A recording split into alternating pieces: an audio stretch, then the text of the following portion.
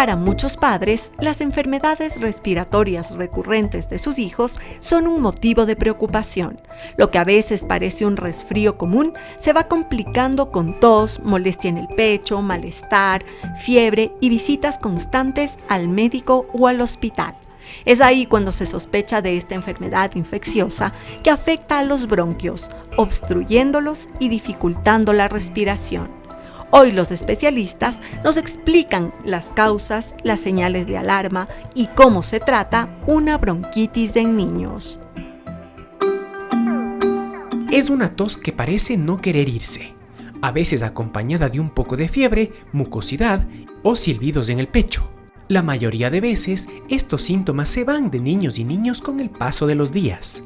Pero si persiste o vuelve una y otra vez, es momento de ir al médico. La bronquitis, por su nombre, este sufijo de itis, que en medicina tenemos gastritis, artritis, habla de inflamación simplemente, inflamación de los bronquios. Entonces tenemos muchísimas causas para esto, pero en la parte pediátrica, la principal son infecciones. De ellas, el 90% infecciones virales y hay otras causas misceláneas, particularmente si nosotros dividimos estas de acuerdo a la evolución del tiempo. Si tenemos, por ejemplo, un paciente que viene con menos de 4 semanas de sintomatología relacionada a bronquitis, probablemente sea una bronquitis aguda, pero aquella que persiste por más allá de 4 semanas, pues hablamos de un cuadro más bien crónico. Hay que recordar que tenemos más de 200 virus que podrían causar agresiones a nivel respiratorio.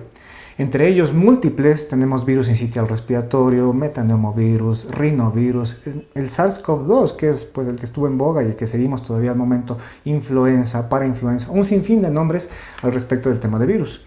Al ser virus, son cuadros que así como pues, llegan a inflamar la vía respiratoria, solos tienen una evolución favorable en la mayoría de los casos, pero un porcentaje mínimo que pudiera progresar a otras complicaciones posteriores.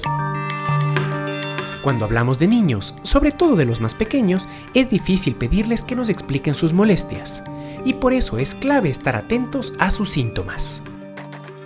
Los síntomas que caracterizan a la bronquitis en general en la población pediátrica van a ser tos como síntoma o bandera. Una tos que puede ser seca, que puede ser con flema, una tos molesta, una tos que en el proceso de la evolución natural de una infección va a ser muy intensa los primeros 7 días y que muy probablemente en la mayoría de los casos va a tener un descenso progresivo a lo largo de 3 a 4 semanas. Otros signos que pudiesen estar acompañados y sobre todo pues el momento de correlacionar con nuestra revisión física es que vamos a escuchar algunos sonidos adventicios que llamamos nosotros. ¿A qué me refiero?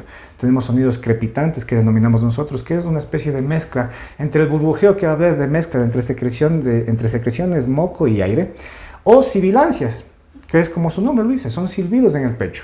Esto puede estar dado secundario a que la vía respiratoria, que son como tuberías, van a estar estas estrechas, y si no están estrechas, al menos la parte interna va a estar inflamada o va a estar ocupada con moco.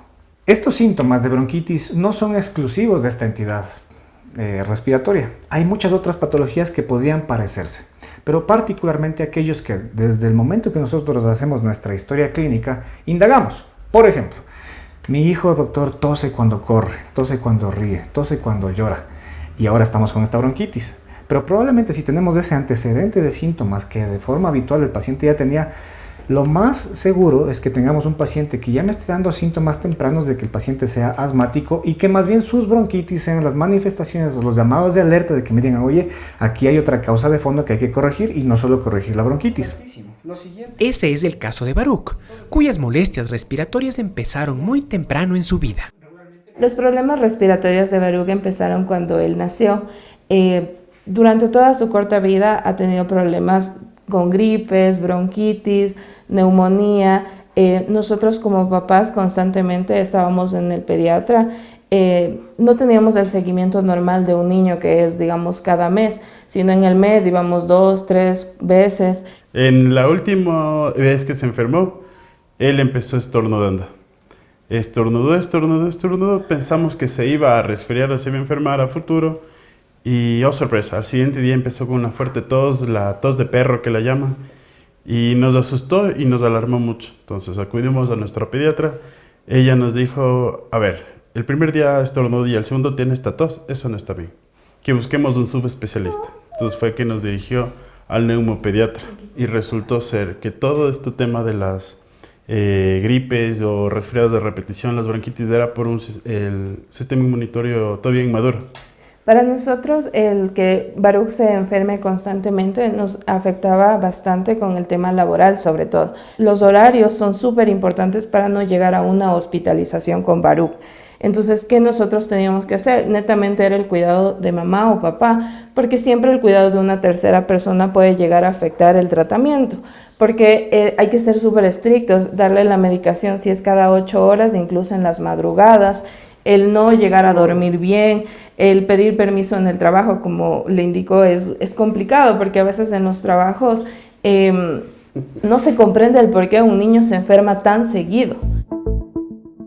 En la mayoría de casos, la bronquitis aguda irá perdiendo fuerza en unos pocos días. Sin embargo, siempre debemos estar atentos a las señales de alarma. Informar que todo proceso respiratorio normal podía tener una evolución habitual de 3 días de fiebre, 3 semanas de mocos, hasta 4 semanas de tos, pero si ningún proceso de estos cumple esta tendencia, algo más puede estar pasando e indudablemente la revisión física es muy importante, la consulta médica es muy importante. Ojo con aquellos pacientes que tienen ya más de 3 eventos de bronquitis en un año, peor aún si se acompañan de otros datos importantes. Por ejemplo, doctor, tiene bronquitis y de peso y de talla, mi pediatra ya me ha dicho que no está yendo muy bien. Entonces, ganancia de peso limitada, ojo. O bronquitis de repetición más, si tose al correr, al reír, al llorar con cambios de clima, probablemente haya alguna otra explicación de fondo que justifique esta bronquitis de repetición. Ahora bien, ¿qué tan común es que los niños pasen procesos infecciosos? ¿Y cuáles de esos pueden desembocar en una bronquitis? Los procesos que más provocan problemas de tipo respiratorio son en los niños, en la edad preescolar generalmente. Son la sinusitis, la faringitis, la amigdalitis, las adenoiditis y todos los procesos infecciosos generales de la infancia, que son a veces provocados por el adenovirus, el rinovirus, el virus sincitial respiratorio, solo por mencionar a los más comunes en la infancia. Si después de este tiempo, de unos 3-4 días, el paciente está en condiciones o ha empeorado sus condiciones, nosotros lo que le sugerimos es que vaya al médico. Pues una bronquitis que no se trata adecuadamente puede traer graves consecuencias.